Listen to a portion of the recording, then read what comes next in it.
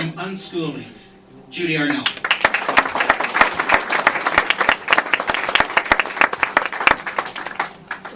I'll just stay up here and kiss you. Okay.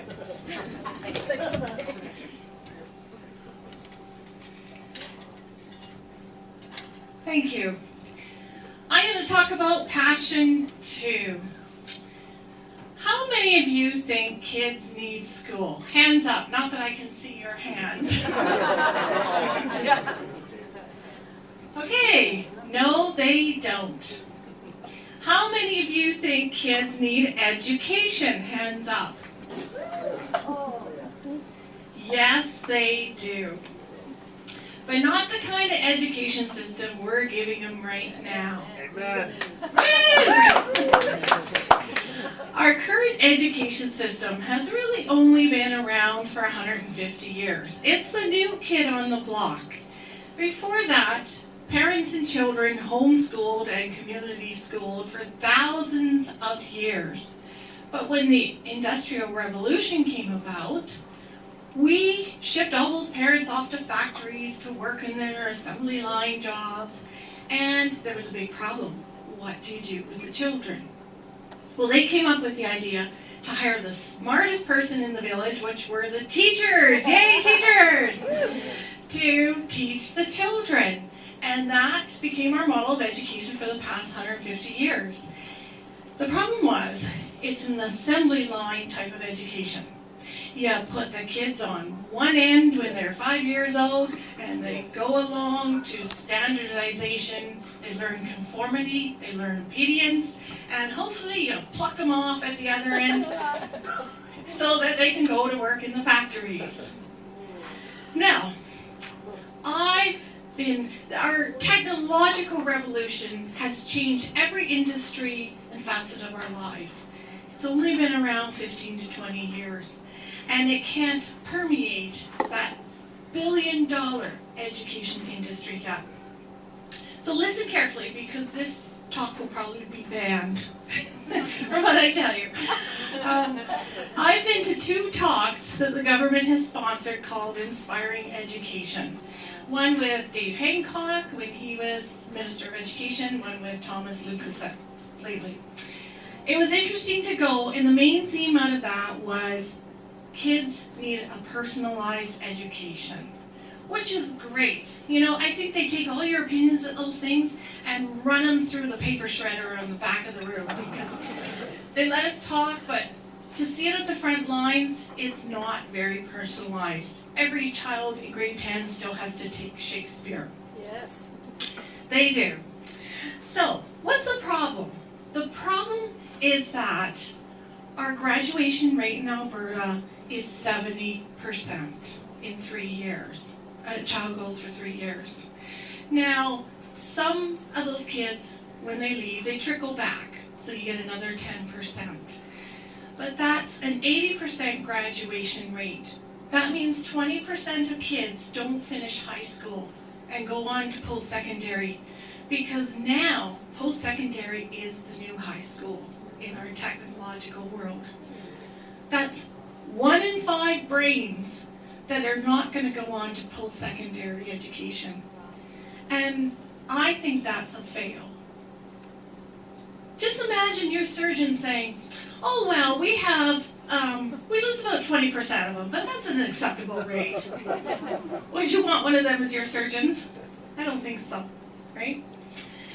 So, what happens when little Johnny starts school at age 5? I don't know about you, but probably Elisa and Vera, teachers in the crowd, you know, they start out and they're so eager to learn. They're bright-eyed, they're bushy-tailed, they have 50 zillion questions that they want answered. And they're so excited. You can't force the child to learn, and you can't stop them from learning. Their brains, as babies, they're born with 100 billion brain cells that continue firing all through their lives, and they love to learn. And then fast forward 10 years till little Johnny's 15. And what's happened to him then? He's not excited to learn anymore. It's a drag, it's boring, it's irrelevant. He's more interested in partying than polynomials. And it's not a developmental stage of teenagerhood. I'm going to tell you that now. It's something we do to him. We school that love of learning out of him. And that, to me, is a disgrace. I'll tell you the story of one of my sons. I'm not going to tell you his name because he will kill me if I tell you the story. When he entered kindergarten, he was fascinated with eggs. Don't know where he got it. Yeah, I know. It was that Land Before Time movie. Oh. Very popular. He loved eggs. He wanted to know everything about it. So he'd go to school and he'd pester his teacher and he'd say, if I planted an egg, will it grow an egg tree? And his teacher, she was very patient, but she said, I'm sorry, eggs are not in the kindergarten curriculum. You'll learn that in grade 12 biology. Just wait. So,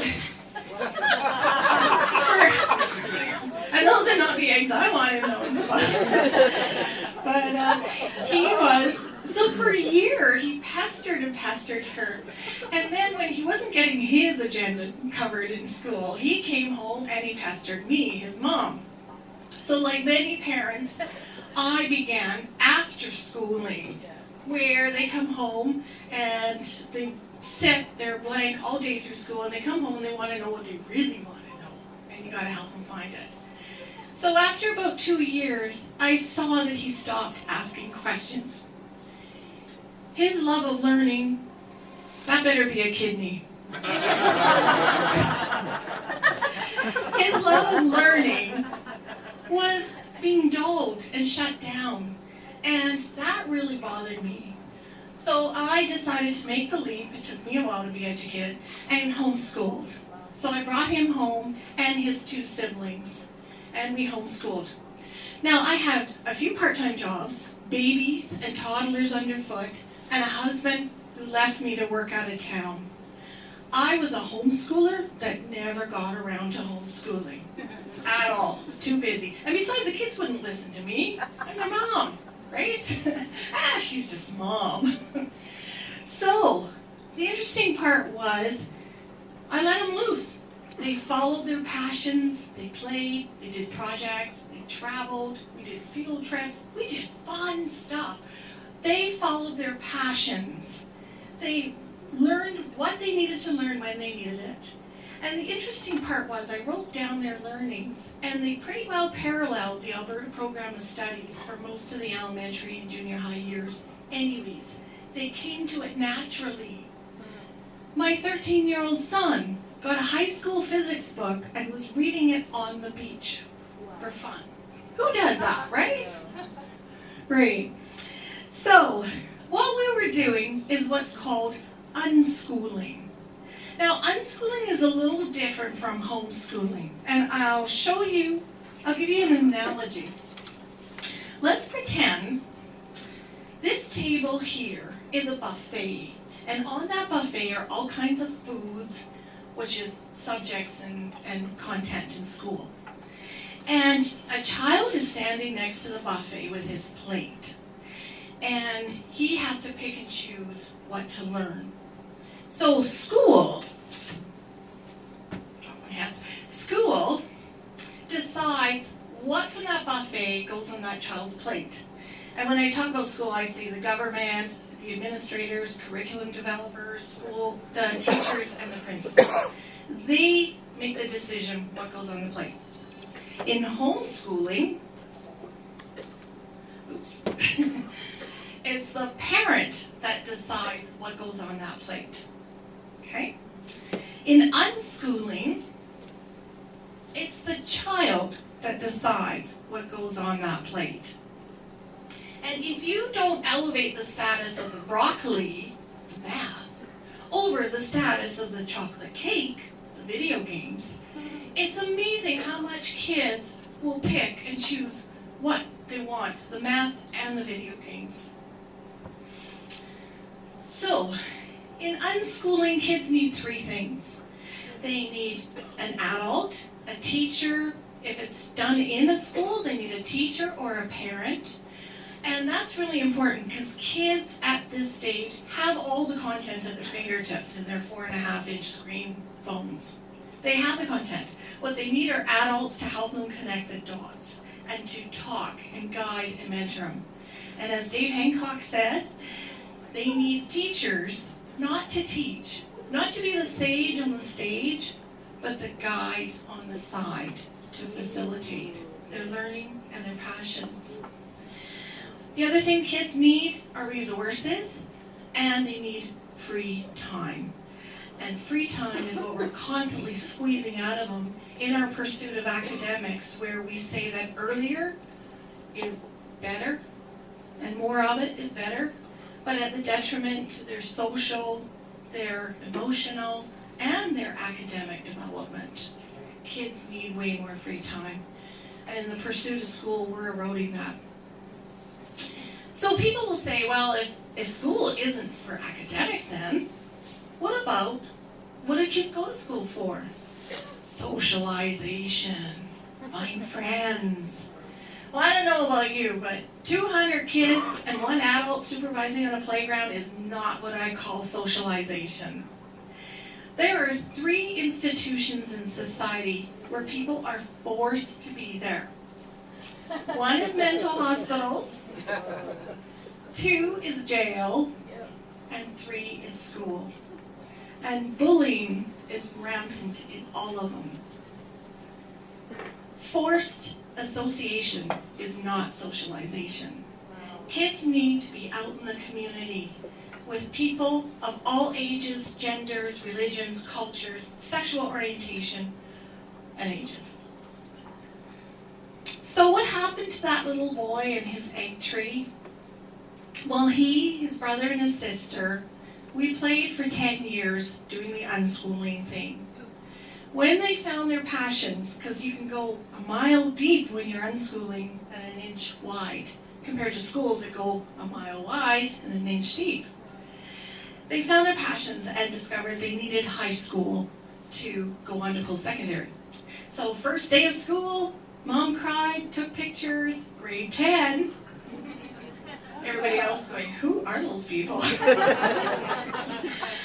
They finished high school, and in Alberta, the rubber meets the road because we have to write diploma exams that are marked by the government and independent teachers. And they the 3 kids wrote 15 diploma exams and scored an average of 78%. Provincial average was 65. They entered university and got the Rutherford scholarships, all of them. And they spent those 10 years following their passions. So we owe it to that 20% of kids to find alternative ways of educating them, to find more about learning styles and implement multiple intelligences in however they learn. And we need to maybe not just look outside the box, but maybe throw the box out and try something new. Because they deserve it. We need their brains. We have big problems to solve in the world, economically, socially, politically, and environmentally. So, school's not for everybody, but education is everywhere. Thank you.